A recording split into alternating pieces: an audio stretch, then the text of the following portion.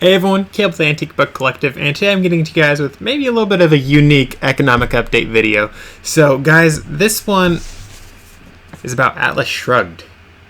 And I know a lot of you guys are probably thinking, wait, that's a book, that's a fiction book. What? Caleb, what are you getting at? So before I dive into things, let me just say Ayn Rand, the author of this book, and quite a few other books. In fact, I didn't know how many books she wrote until I got this book, and I believe, yes, here at the end, it talked about a couple of her other books. And I already knew she wrote like a few, but I didn't realize how many. So here's the long list of them. So there's some, and there's some. She wrote quite a few, and I guess this isn't even a complete list of all the stuff she wrote. It's quite surprising, but guys, she was an economist. She was not a novelist. Of course, she became a novelist, but that was so she could write something that the average masses would actually read and hopefully learn from. That was her goals with this. With that said, though, guys, why am I talking about a stinking book in an economic update video? Why is the book not something like one of these Nassim Taleb ones that are actually about the economy?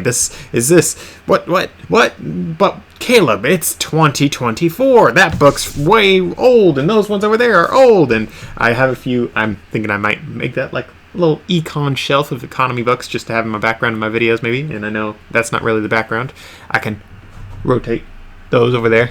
I need to flesh that shelf out a little bit. I know. Don't judge me. But with that said, we'll see what I end up doing with that. But guys, this video is going to be about Atlas Shrugged because there's been something going on in the world at large and also the world at small, if you will. And by at small, I'm talking about for us Americans and honestly around the world, this same sort of scenario is sort of playing out. And the reason why I'm whipping out Atlas Shrugged for this one is, well, that's sort of something that they talked about in Atlas Shrugged. That's something that Ayn Rand wrote about in Atlas Shrugged. And the reason why she wrote about these things isn't because she's some sort of prophetess. It's not because she is a billion times smarter than everyone else. It's because she was smart enough to realize, hey, let's look at what's happening right now for her back then. Right now was back in the 40s. And she was like, let's look at what's happened in history, all these sorts of things. She studied history, she studied the economy, and was from there able to extrapolate what was most likely to happen, because as much as people like to think, oh, we are evolved human beings, we're never going to do the same stuff that happened way back when. Well, guys, cycles are a thing, and cycles keep cycling no matter what people think they are. In fact, it has been said that Nazi Germany, it's been said that the reason why Nazi Germany became what it was and why Germany became what it was because they saw themselves as the most developed, amazing society. And I'm not talking like racial stuff. I'm talking about technology, the arts, all these things. Germany was like the shining city on a hill of all these things way back in the day. Everyone looked to Germany, and it was like the powerhouse of success, of progress, of everything. But the problem is, egos get inflated, and when egos get inflated, you end up doing some really bad things, which get a lot of people dead, which causes a lot of suffering, and it's just bad all around. So if you guys look at a lot of the biggest empires that have collapsed, they collapse like they hit their peak, they hit their golden era, and then they start falling off right quick, and it's partially because of the ego. But so with all that said, Atlas Shrugged, the entire premise of this book, I hope I'm not spoiling this for you guys. I'm going to keep it pretty vague. But the entire premise of this book is the government was absolutely crazy and totalitarian and started taxing the wazoo out of everyone, started making it really hard to do business, to be successful. They started doing all these things that made it so people got born at this strata, and at best they might have stayed at that strata, but odds are they probably went down. And because of that, people started realizing, why am I going to put forth my best effort? I'm going to put forth the absolute minimum.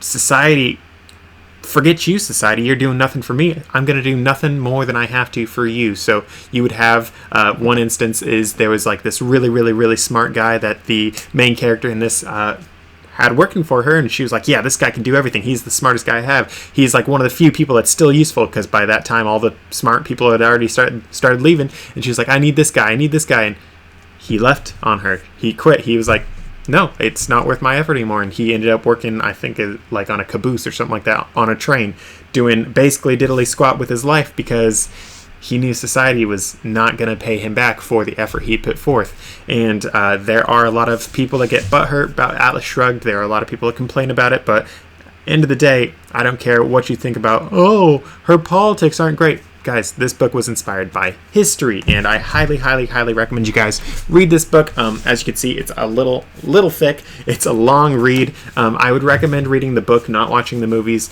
just so you can sort of understand what's going on in society at large right now. Because, guys, Atlas Shrugged is happening. And that's basically what this video is about. Atlas Shrugged is here, and the reason why I'm saying that, the reason why I'm confident in saying that, and the reason why I think you guys need to know that, honestly, is because no one's talking about it. I've heard a couple mentions here and there of people being like, oh, this is sort of like Atlas Shrugged. And then they carry on like it's not important. But guys, it is important, because you can sort of see this as a manual of what's coming along. And of course, I'm not going to say this is gospel. Far, far from that. But it is something that you guys should be aware of a very, very likely scenario that will play out. Because again, this is sort of what Ayn Rand did. She studied history to see the cycles. So those cycles are things that we're seeing right now. And guys, again, I know people don't like Ayn Rand. She hurt their feelings. Wah, wah, wah. I don't give a rip about your feelings. But guys, Ayn Rand, the reason why she knows a lot about the things that she did was because she went through a lot of the things that she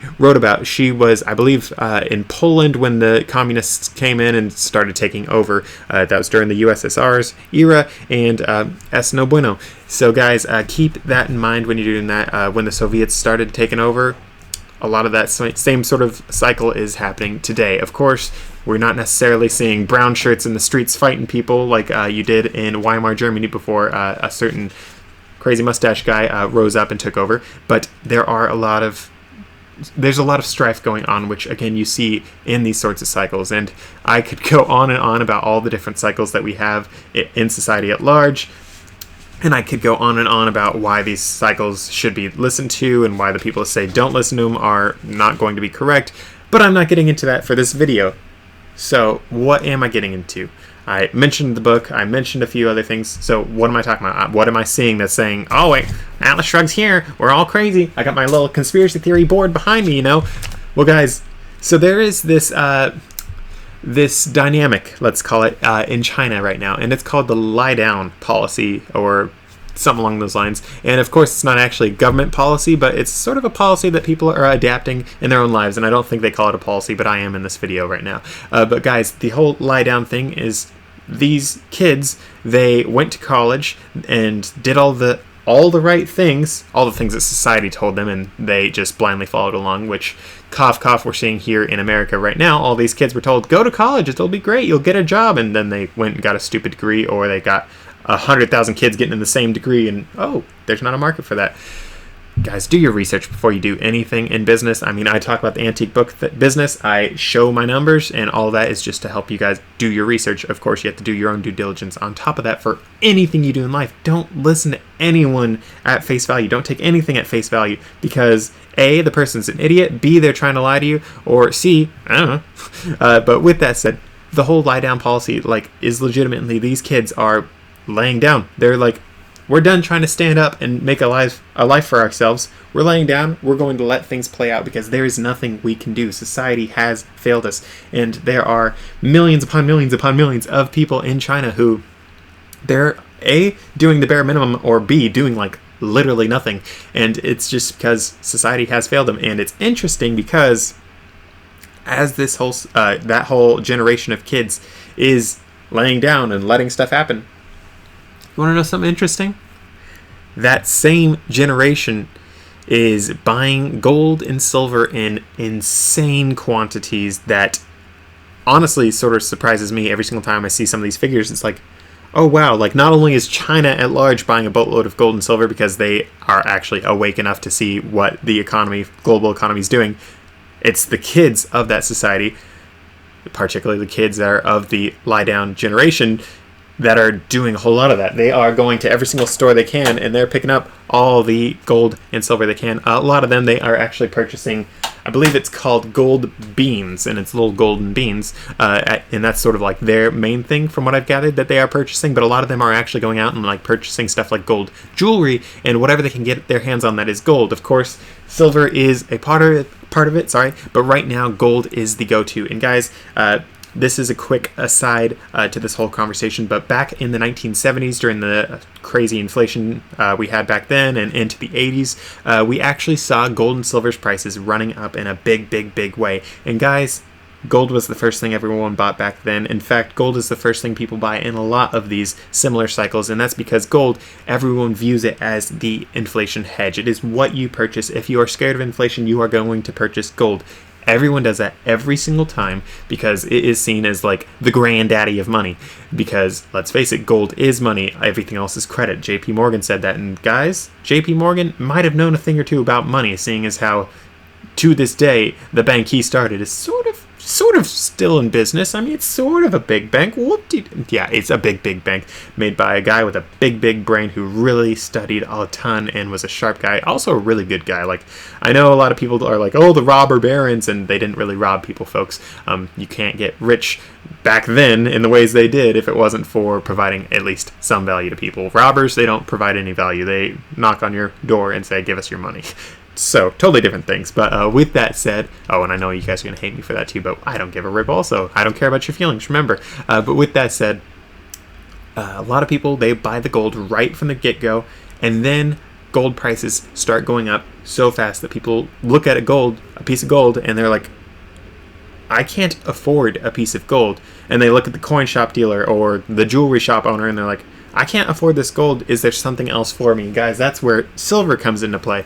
So there's an entire saying in the gold and silver space, and it's gold leads, silver follows. But that same premise for the entire gold leads, silver follows thing is always, at least by anyone who's level-headed enough, is always followed up with, but silver will then run higher. So guys, right now, gold is, I can't remember how much, but it's up like something like 30%, something big like that. Silver just now is starting to take off as well. Of course, not financial advice, do whatever you want, but look at these charts, guys. I'm not pulling up charts for you, but look them up yourself. I recommend going on to goldsilver.com. They have really good charts. Kitco.com has good charts, and for me, I've mentioned this in other videos, I like purchasing my gold and silver from a company called SD Bullion. They have really good charts as well. In fact, they have the gold-silver ratio, platinum, palladium, silver, and gold, all. You can just click over to that, and it's really nice. I like their charts a lot. But there's lots of different places you can look these charts up, so confirm what you may. But when you see these sorts of things happen, everyone buys gold. Gold gets really expensive, and guys, like a year ago, gold was sitting at like $1,800. Of course, I might be off a little bit here or there, but back then it was about $1,800. Right now, it's almost $2,400. And that's as of the time of me recording this video. It might be higher, might be lower by the time it comes out. I don't care. But silver, I can't remember exactly, but I want to say it was probably not too long ago. It was around $18, and right now it's $32, I believe. Sorry, this is all off the top of my head, but yeah, $32 as of the time of me making this video. Those are some pretty big gains. I mean, as far as silver's concerned, that $18 to $32, that's almost doubled. I know it's not quite doubled. You're going to hate me for that, whatever, but I mean, we're getting pretty close to the point where things are doubling in price, and that does not happen in a normal economy. That happens when people start getting scared, because I've shared this in other videos, guys. Gold and silver are what people buy when they're scared, but it's also what people buy when they sort of are, back to the main point of this video, they're laying down and giving up on society at large. They're like, no, society is not giving me back. Our social contract here has been broken. I'm laying down. I am out of this. I am backing away. I'm going to watch what's happening until I see, until such a time as I feel like I will actually be valued in the economy, in society, in so many of these things. So all of that is China right now.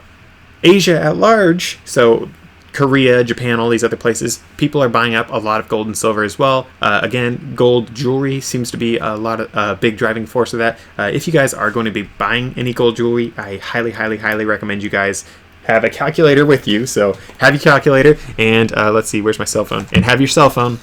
Look up the spot price of gold when you're purchasing it. Be aware there's something called 10 karat gold, 12 karat gold. You don't see 12 very often, but 12 karat gold. I mean, there's 11 also, but the main ones that you'll see are 10, 14, 18, 22, and 24. Of course, there's everything in between, but keep in mind those are the main things you're going to see. 24 karat is going to be pure carat. 10 karat is going to be like less than half of content in gold. Of course, there's going to be other things mixed in there as well that do have value, but the main value people look for these things is gold. So when you're doing this though, guys, have your phone pulled up and look up the spot price of gold per gram, most likely, and then have stinking, guys, it could be worth, if you're going to buy jewelry, it could be worth buying a little scale that can actually weigh out grams pretty well. So maybe get that. Have this pulled up with your phone, and then have your calculator. Honestly, you can have your calculator on your phone, but for this example, and then literally type these numbers in and be like, okay, so based on that and that and that, I'm paying for this particular piece of jewelry. Wow, that's 10 times over spot. That's crazy. And guys, you could say that's crazy and you can walk out of these places. If you guys want to buy more ounces of gold and silver at a cheaper price, that's where the coins and bars come into play, or the rounds, coins and bars at a local coin shop, online, all that sort of stuff. Again, I like SD Bullion. Not saying you guys have to use them, but that's just my personal favorite company. Shop around as much as you want. I'm not saying you guys need to buy gold and silver, but because I keep on seeing so many people going in and purchasing jewelry, I sort of do want to say the entire, there's something else you guys can do that can save you a little bit of money, sort of thing. With that said, though, back to the book really quick. So in the book also, aside from people, especially the younger generation and potentially even the older people that suddenly are seeing, wow, this is not the society I grew up in, what's happening? It's normally like the people between old and young, so like middle-aged-ish, give or take a decade or so. It's normally them that they're like swimming in the sea. They are a fish in the ocean, whereas it's the young people that have heard stories and the old people that have lived in better times that are now fish out of water. They are flapping along, and they're like, where'd my water go?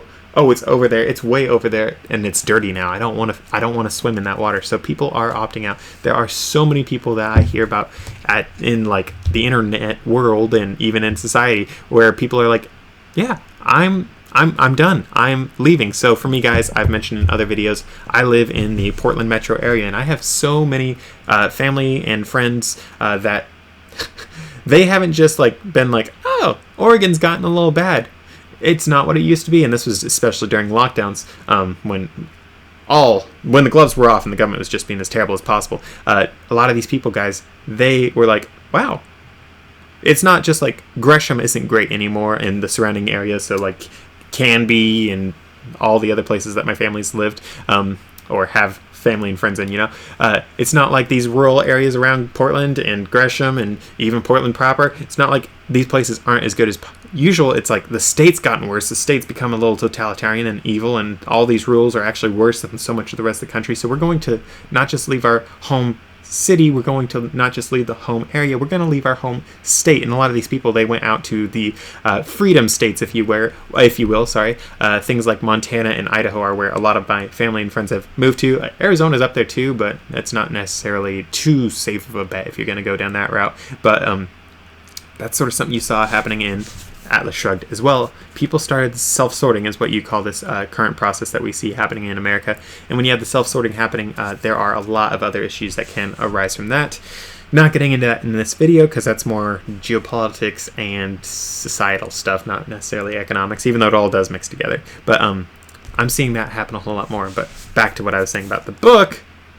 People started buying the gold and silver in the book also because they saw that the dollar was being inflated away. The dollar didn't mean anything. And back when this book was written, gold and silver were still, well, sorry, not gold and silver, just gold was still illegal to own, and the main character was actually given a piece of gold by a guy and be like, hey, if you ever need anything, this will get you what you need. And I believe she only got like a $5 gold piece, and you guys might be thinking, $5? That's nothing. Well, guys, we're talking $5 gold piece from back then, and back then a $5 gold piece, excuse me as I run the number really quick, so let's say gold is $2,400 right now, a $5 gold piece was a whole lot more. So guys, $1 of gold back in the day when this was written, they had $1 gold coins, which was 1/20th of an ounce. So a $5 gold piece would be worth $600 today, and that's with the current valuations, which a lot of people say are manipulated to the downside by massive margins. And if you look at the purchasing power, you might be inclined to agree. I'm not getting into that in this video though, but the reason why it's interesting that people are getting into gold and silver, why people are self-sorting, why people are giving up on work, is because this is stuff you saw in this book. And if you guys don't believe in the book, that's what happens in society at large, time and time and time and time and time again, over thousands of years of written history that we have as humanity. So if you don't want to listen to the book, look at your own history. The book is just a nice, like, condensed form and entertaining form of history at large. So guys, do some more stinking research. And I know this is a book channel, and I'm not talking about books necessarily for book selling, but I'm talking about a book. I brought it in, guys, for the entire video here, so we could say it's still book related. But guys, I've talked about Asia. Every single one of these has been about Asia, so I'm so sure you guys are thinking, well, that's fine, Caleb. That's over there. It's not over here. It's okay. It's happening over here too, guys. It's not in the headlines as much, but it is definitely happening. So there, especially after lockdowns has begun a massive, I'm actually a little bit frightened about how big this movement has been of homesteading and homeschooling and all these things, guys. Look them up. Go on to Google Trends and type in the word homestead. Go on to Google Trends, type in the word homeschool, and you will see these trends went from, oh yeah, it's slowly inclining to, we are now hitting the hockey stick growth of exponential growth. It is frightening how much people are looking into this, doing this. The largest cohort, from what I've seen, is actually millennials, which guys, when I was growing up, millennials were the scumbags of the earth because they were so lazy and they didn't understand anything. And now it's Gen Z, which is my generation. It's almost like every society ever has always hated on everyone that's roughly like 18 to 25, regardless what generation it is, maybe even like 18 to 30. And now millennials have woken up, quite a few of them, enough that they are one of the largest portions of the entire homestead and homeschool movement that's coming up. And it is sort of frightening because when you start having that shows societal breakdown. And I know you guys are thinking, oh, Caleb, you are reaching right now. You are going from 0 to 60 way too fast. We're not there yet. Oh, blah, blah, blah, blah. Guys, again, look at history. You see that sort of thing happen. When society starts getting bad, families, they move out from these bad places. They move to places they believe they can survive, or they move to places they will create a home in. During the fall of Rome, guys, I am doing a lot of studying of the fall of Rome, not as much as I'd like. I want to do a ton more, but there are so many things about the fall of Rome and the fall of America that are sort of copy and paste, even on timetables. It's a little frightening. Of course, that's not necessarily saying that's going to happen every single day, to the hour, to the event. Like, this guy named Cicero is going to come in and do all these things. And of course, Cicero wasn't necessarily during that time, but Cicero was during the Roman Empire time. So, whatever. I actually don't remember exactly. Cicero was around during the fall of the Roman Republic too, wasn't he? I don't recall exactly for that. You guys can say in the comments. Forgive me for that. I don't know all of Roman history and all the names. In fact, Cicero, I just think is a dirtbag. That's my opinion. That's why I don't study on him. Cicero's a poop. So is Nero. Nero's also a poop. And he was an emperor, so I could say that one too. But with that said, that is something we see. All the people moving away from the city centers, sort of becoming more self-sufficient. That has happened time and time again as societies sort of roll over, collapse, whatever word you want to use. Roll over sounds a little more peaceful, so we can use that if you guys are a little scared of the word collapse. But you see a lot of these same sorts of things happening over and over. And back to America really quick. So that's happening with the millennials. In fact, a lot of Gen Z is also considering it and doing it. They are doing a lot of self-sorting or getting out of Dodge as much as they can. Of course, a lot of them aren't, which is problematic. A lot of people aren't and maybe should, because it's not safe in the cities anymore. But there are a lot of things that people can do and should do and are doing that you guys should keep your eyes wide open for. Don't just listen to CNN, Fox, CNBC, all the main things. Start dipping your toe in different waters where, like, maybe you have that crazy neighbor who's been talking about moving for the last 5 years and is finally moving. Walk over to your crazy neighbor and ask them what's up, and ask them why, ask them what they're doing, why they're doing it. Guys, it's the why that is most powerful, and they might not want to talk to you because they probably view you as part of the problem if you kept on voting the way that made it so their state can't be livable anymore. I think it's funny, actually. So for me, my family's actually been living in the Pacific Northwest for a hot minute. I mean, well over 100 and some years, and we've had a lot of dirtbag Californians moving in and ruining our state for the last, I don't know, 50-ish years, starting especially in the 70s when they destroyed our entire logging industry with a whole bunch of lies.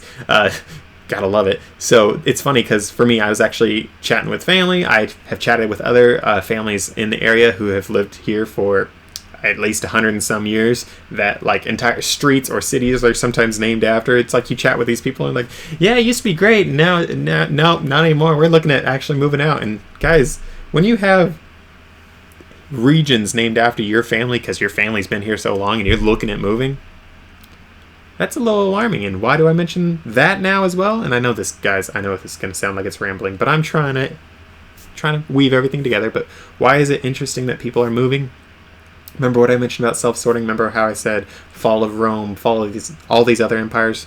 Well, how did your family get into America, guys? Did they leave a country they were in love with and so proud to be a member of? Or did they leave a country because they started seeing things getting bad and they decided, I'm going to move somewhere that's safer for my family? There are a lot of people who hate on people for leaving and being like, you're giving up the fight. You're failing this city. Because you left, the city's now going to burn. And it's like, well, yeah, it might. But my family didn't arrive to this country because we stayed and fought and then died in a country that was a cesspool. So for me, guys, part of my family, called Rusheveks or German Russians, they were Germans that were actually invited to the Volga region of Russia by, I believe it was Catherine the Great, and they lived along that region, and they were promised you'd never pay taxes, you never have to participate in any form of military service, you are literally just here to farm and bring wealth to Mother Russia. And my family actually lived there, part of my family lived there for years and years and years, and those rights got stripped away. I wish I knew a country that has slowly been systematically stripping away rights, especially unalienable rights. Sorry. I mean, I wish I knew a couple of countries that would sort of reach into your home and like tell you how to raise your kids or tell you what to do with your business and like maybe even tell you to shut down your business for a period of time. I wish I knew some countries that would do something like that for an example. Too bad I don't have any. I mean, the last few years have just been bastions of freedom. But with that said, my family lived in Russia and eventually got to the point where the Russians, in addition to doing all the other things they said they wouldn't, the Russian government, not Russian people are great, but the Russian government back then, and actually, guys, I know I just said Russian people are great and it was the Russian government. Let me just preface, that was Tsarist Russia, and I'm not saying I support them, I'm not saying I support the USSR, I'm not saying I support the current government. In fact, let's face it, I probably don't support any government. We all know that. But anywho's, back to what I was saying. My family, they actually started being forced to participate in military things. So my great-great-grandfather, I believe it was, they were like, hey, you're a carpenter. You're not going to be making gun stocks for this particular war. And I can't recall exactly what war that was, but that was the mid to late 1800s. There was quite a few wars going on back then. I don't believe it was the Russo-Japanese War, but it was roughly around then.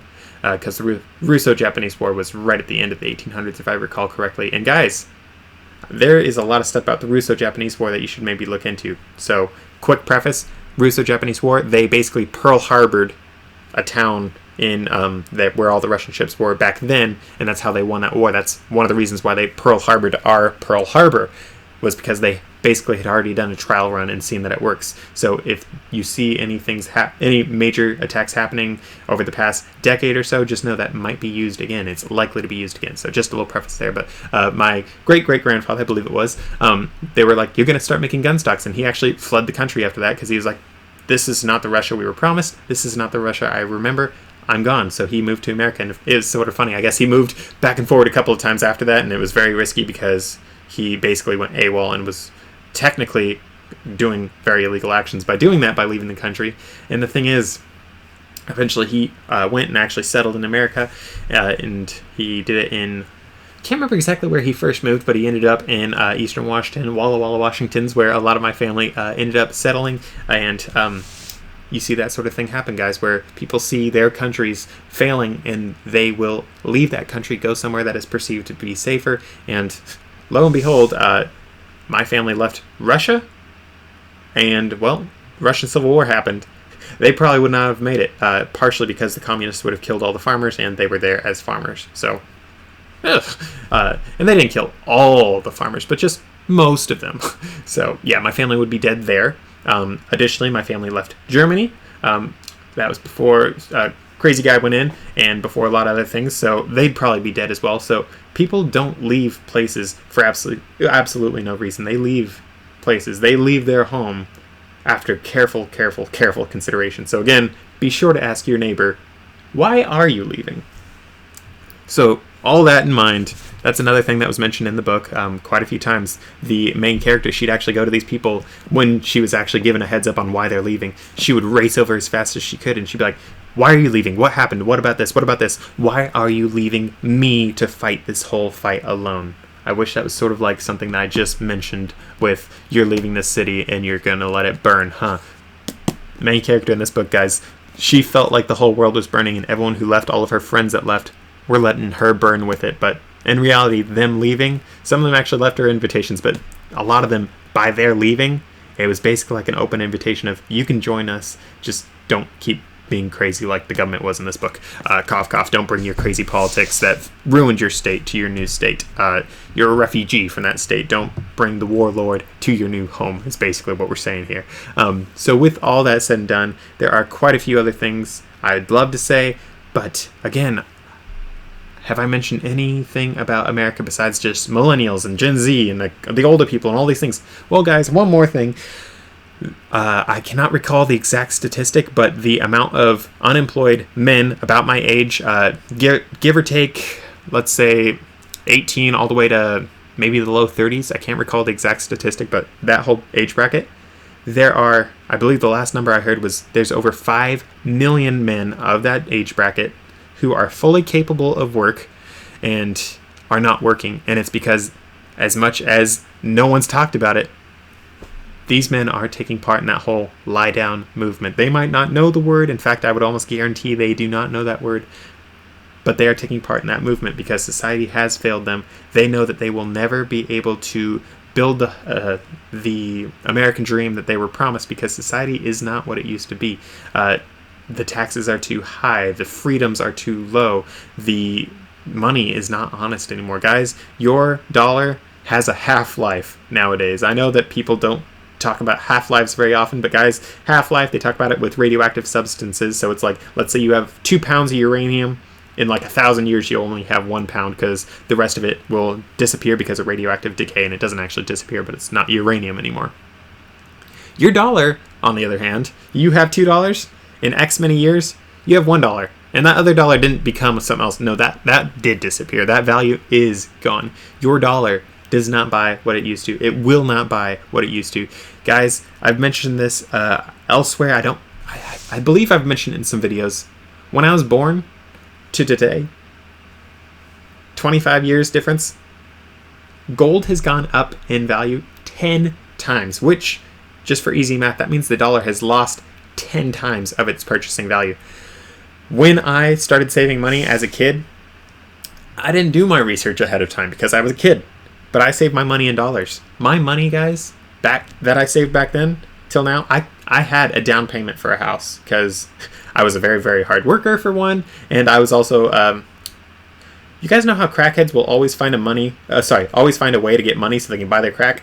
I was sort of like that, but I'd always find a way to find, earn, and then save money. I would squirrel away every single cent. I have a problem with that still to this day, but instead of saving it in dollars, which lose value, which in my lifetime I have seen that I had enough to save for a down payment to, I can't afford diddly squat with it. Like, it has legitimately been that shocking of a discovery, and that's one of the reasons, guys, why I talk about gold and silver so much. Is it was a wake-up call. It was like, wow, I had enough to make my dreams come true, and because the government printed money, and because all these other entities that are in charge of our dollar that are supposed to keep the dollar honest, I found out that's not actually their job. Their job is to keep the system going. They don't care about you. They don't care about the dollar's value. They care about keeping the system going. It's up to you to keep yourself and your family and your dreams alive. That's why I do silver now, and gold is because basically I'm opting out. I am taking part in the lie down movement. I am Atlas shrugging myself, more or less. Again, guys, that's another reason why I'm looking at moving to the middle of nowhere, is Atlas shrugging myself. And again, I'm not saying treat this book as your Bible. Far, far from it. In fact, let me just throw it on the ground, because don't treat nothing like the Bible if it ain't the Bible. I mean, got a Bible there, got a few Bibles there. That's just my opinion right there. In fact, it's the facts, but whatever. Guys, the reason why I'm doing all this isn't just because I read a book and decided to put on a giant tinfoil hat. In fact, I have a little metal bowl over here. Guys, you want to see me? Ugh! There, tinfoil hat. There we go. It's not tinfoil, I know. But I'm not doing all these things because I read a book and suddenly got red-pilled or black-pilled and all these things and decided, oh, society's terrible. It's because I looked up history, read history, studied the economy, and I'm like,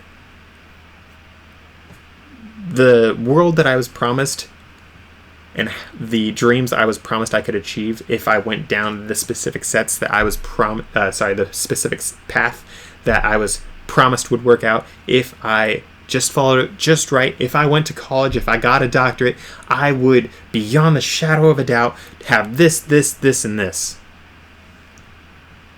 I started seeing those things falling apart back when I was in high school, and I was like, oh, this is not true. In fact, my sister was what I saw all these things happen to. She was promised the world. So where I went to school, we had IB for International Baccalaureate, I believe is what it was called. A lot of the rest of America uses something called AP, Advanced Placement. Similar concepts, but IB was better, supposedly. I don't know. Don't really care. But they promised my sister, hey, if you take these classes, you will get college credits. She went through every single hoop. They dropped the ball in a massive way. And I was like, that's really interesting. And then I started seeing a couple other people that got degrees and it didn't work out. And I heard more and more of those stories. The more I dug in, I was like, college is a scam. IB's a scam. This is a scam. This is a scam. This is a scam. Everything I'm being told is a lie. And I was like, let's find the truth. So that's one of the reasons why I started digging into the things I did. That's why long term, that's one of the reasons why I quit my factory job. And guys, no shade at factory jobs. I love that job. That job was insanely fun. I really enjoyed it. The people were great. The business was great. Guys, love that company. But in fact, I still wear the t-shirt. So I like the company. But I was like, I need freedom to move. I need the freedom to do this, and this, and this, and this. Back to the book. Let me grab the book. Because remember, guys, this is a book club. Yeah, book club. It's not conspiracy theory stuff. It's economic update book club. Yeah. But I was basically doing what the main character's guy that she saw as the genius was, of like, oh, I need this guy. I need him. I quit. And then I became a antique bookseller. I mean, that's pretty close to becoming a caboose writer or whatever this guy was. I think he just did odd jobs on top of that. I don't remember for sure. But I'm basically doing that.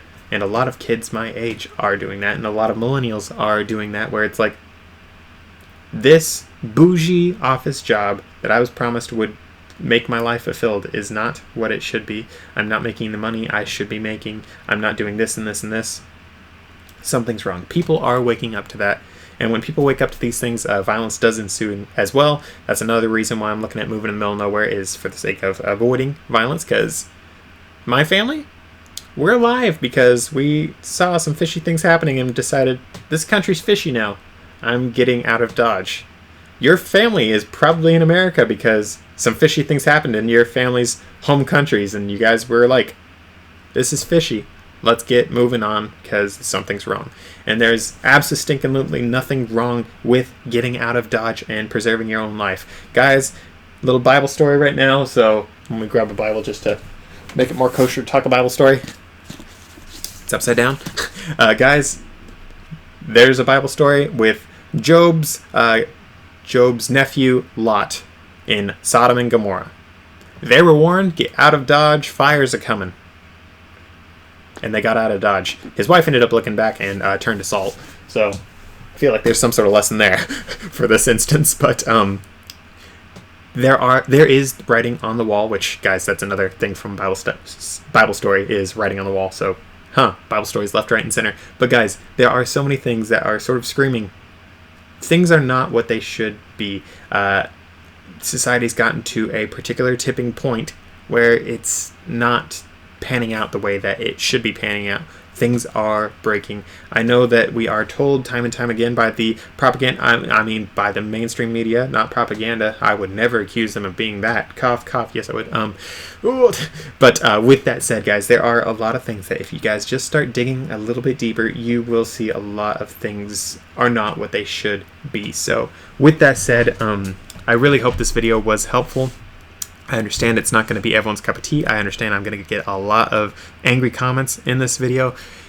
And I understand a lot of you guys that already agree with me have already probably taken more steps than I have taken. You guys have probably made better plans than I currently have. So I might be preaching to the choir for those of you guys that agree, and I might be getting everyone angry who disagrees.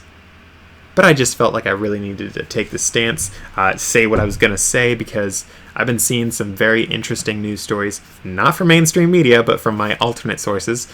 Guys, find yourself some alternate sources, because alternate sources, they don't get bought out by the corporations, by the government, by all these different people.